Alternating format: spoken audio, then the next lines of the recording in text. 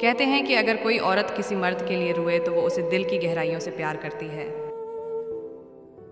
लेकिन मर्द किसी औरत के लिए रोए तो इस औरत को रोए ज़मीन पर इस जैसा प्यार करने वाला कोई नहीं मिलेगा।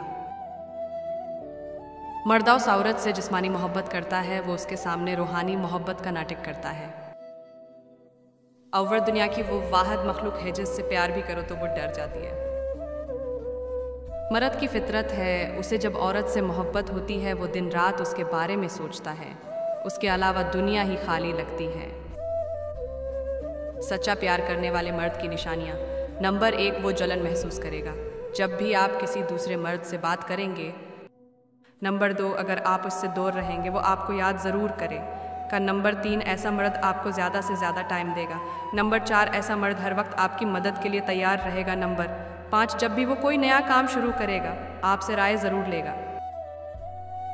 नंबर 6, आपकी ख्वाहिशों का एहतराम करेगा, आपको क्या पसंद है और क्या नापसंद। नंबर 7, वो हमेशा आपकी खुशी चाहेगा, खुशी और गम में हमेशा आपका साथ देगा। नंबर 8, सच्चा प्यार करने वाला मर्द कभी आपको बड़ी चीज़ों की तरफ लेकर नहीं जाएगा।